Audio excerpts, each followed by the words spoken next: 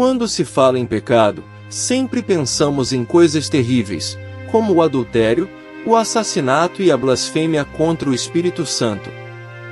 Porém, existem outros pecados que não agradam a Deus, mas que não damos tanta atenção e nem achamos tão relevantes porque eles se tornaram comuns em nosso dia a dia. Acontece que não é porque esses erros fazem parte da nossa rotina que eles não aborrecem a Deus. Veja o que a Bíblia diz: aquele que pratica o pecado é do diabo, porque o diabo vem pecando desde o princípio. Para isso o Filho de Deus se manifestou, para destruir as obras do diabo. Você precisa entender que todo pecado é ruim, pois ele nos tira da presença de Deus e nos leva à morte espiritual. Por isso é tão importante que a gente reconheça e se arrependa de cada um de nossos erros. Neste vídeo eu quero te mostrar 4 pecados muito comuns em nossas vidas que desagradam muito ao Senhor. Mas antes disso, já deixe o seu like e se inscreva aqui no meu canal para receber os próximos vídeos que eu colocar. Primeiro pecado, a mentira. O rei Salomão escreveu em um de seus provérbios: o Senhor odeia os lábios mentirosos, mas se deleita com os que falam a verdade. Às vezes, nós achamos que uma mentirinha aqui, outra ali, não tem nada demais. Contamos uma mentira no trabalho, escondemos uma coisa ou outra do nosso cônjuge, enganamos um amigo. E por aí vai. Porém, a mentira é algo terrível. Além de destruir relacionamentos e causar injustiças, ela pode até matar, e foi exatamente isso que aconteceu com Ananias e Safira. A Bíblia conta que esse casal ajudava a manter a igreja logo depois que Cristo ressuscitou e voltou para o céu. Certa vez, eles venderam um terreno que possuíam para doar o dinheiro para a manutenção do ministério. Porém, eles decidiram ficar uma parte do valor, mas esconderam isso de Pedro.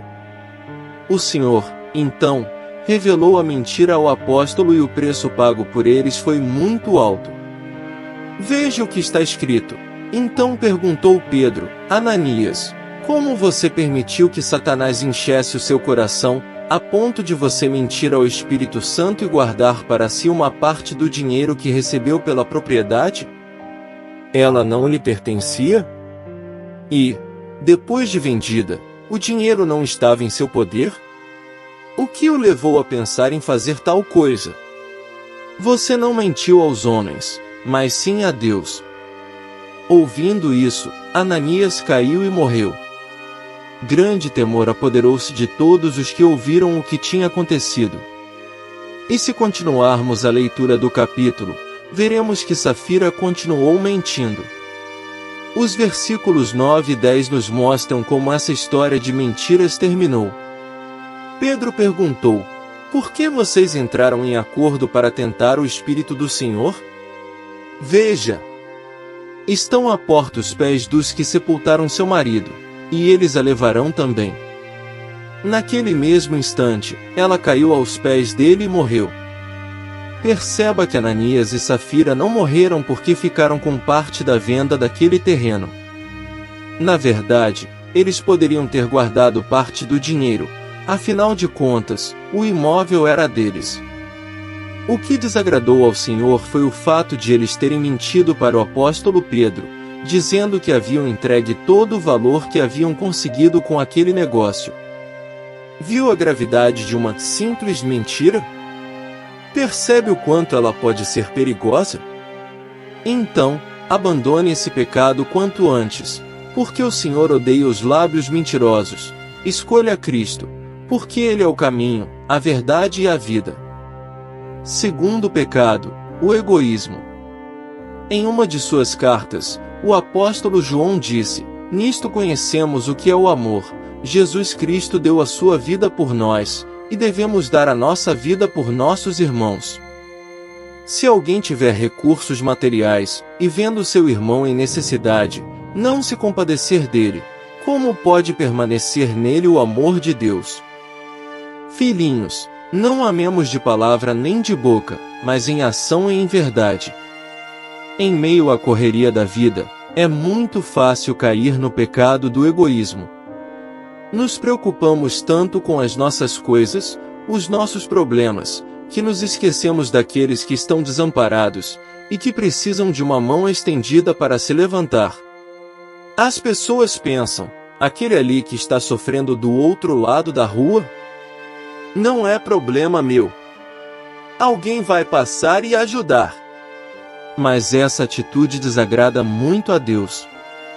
De nada adianta dizer que é cristão, se você não colocar os ensinamentos de Cristo em prática.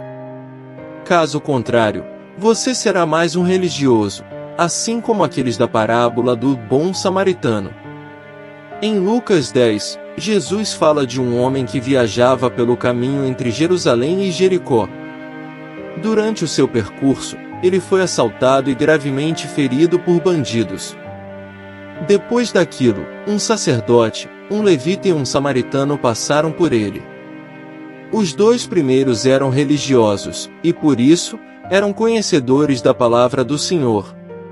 Já o terceiro era considerado um homem inferior e indigno, pois fazia parte de um povo inimigo dos judeus. O surpreendente desta parábola é que, enquanto os homens que se achavam bons ignoraram aquele pobre rapaz, o samaritano, que era considerado ímpio, fez tudo o que podia para ajudá-lo. Nessa parábola, Jesus critica o egoísmo que existe no coração do crente. Por conhecerem os mandamentos de Deus de amar o próximo, o sacerdote e o levita tinham a obrigação de socorrer aquele pobre homem. Mas, como não havia ninguém olhando, os dois ignoraram o fato, desviaram o seu caminho e deixaram aquele rapaz agonizando. Essa postura desses religiosos mostrou que eles não tinham um relacionamento verdadeiro com Deus e muito menos com o próximo. Eles eram falsos e hipócritas. Sim, nós não podemos resolver os problemas do mundo, mas o mínimo que podemos fazer, enquanto cristãos, é ter compaixão da dor dos outros. O egoísmo é pecado, pois demonstra a falta do amor de Deus no coração. Terceiro pecado, a inveja. Esse é outro pecado muito comum em nossa vida que devemos evitar. O apóstolo Paulo disse: se vivemos pelo Espírito, andemos também pelo Espírito. Não sejamos presunçosos, provocando uns aos outros e tendo inveja uns dos outros. A inveja é um pecado muito grave, que também pode nos levar à ruína. Inveja é querer ter o que outra pessoa tem. Quem tem inveja não consegue se alegrar quando outra pessoa é abençoada e chega até mesmo a odiar o seu irmão porque tem aquilo que cobiça. E foi exatamente isso que aconteceu com Saul, que começou a ver a sua vida e o seu reinado serem destruídos quando passou a invejar Davi.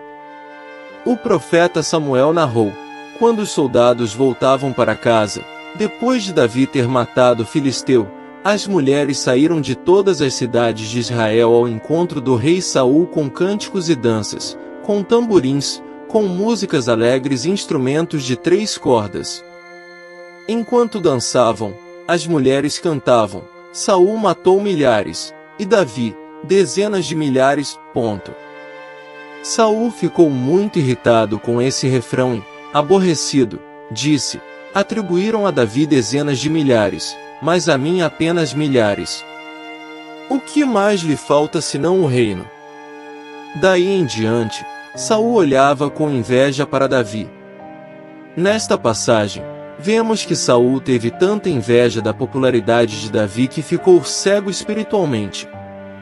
As pessoas estavam comemorando a vitória do exército de Israel e honrando o seu rei. Porém, ele só conseguia enxergar o reconhecimento a Davi que, naquele momento, era apenas um soldado. Repare que, se a música disse apenas que Saul havia matado milhares, certamente ele ficaria satisfeito, pois era um feito muito expressivo. Mas, diante das dezenas de milhares de Davi, o rei decidiu apenas comparar a grande diferença entre os dois.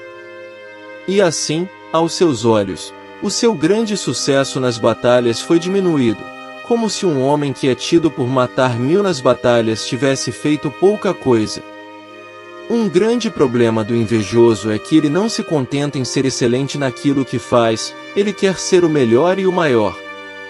E se continuarmos a leitura do livro de 1 Samuel, veremos que, depois desse episódio, Saul deixou a presença de Deus, começou a perseguir Davi e a agir de acordo com as suas emoções, e como resultado disso, teve sua vida e seu reinado destruídos.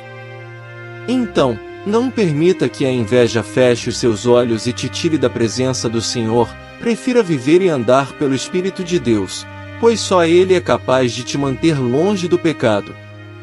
Em vez de ter inveja, escolha amar as pessoas e se alegrar com suas conquistas. Quarto pecado, a rebeldia. Quantas vezes nos rebelamos contra Deus por coisas pequenas, não é mesmo?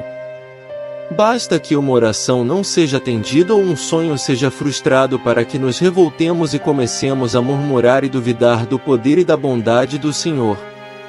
Mas saiba que esse é um pecado tão grave que o profeta Samuel o comparou à feitiçaria. Veja o que ele disse: a rebeldia é como o pecado da feitiçaria, e a arrogância como o mal da idolatria. Deus odeia a rebeldia a tal ponto que a Bíblia diz que, certa vez, ele enviou um grande castigo para os hebreus que atravessavam o deserto rumo a Canaã. No livro de Números 16, vemos que Corá, Datã, Abirão e mais 250 pessoas não queriam mais obedecer a Moisés. E Deus não gostou nada daquela atitude, pois a revolta contra Moisés significava revolta contra o próprio Senhor, pois ele é quem o havia escolhido. Então Moisés orou e depois disse a Corá: pela manhã o Senhor mostrará quem lhe pertence e fará aproximar-se dele aquele que é santo, o homem a quem ele escolher.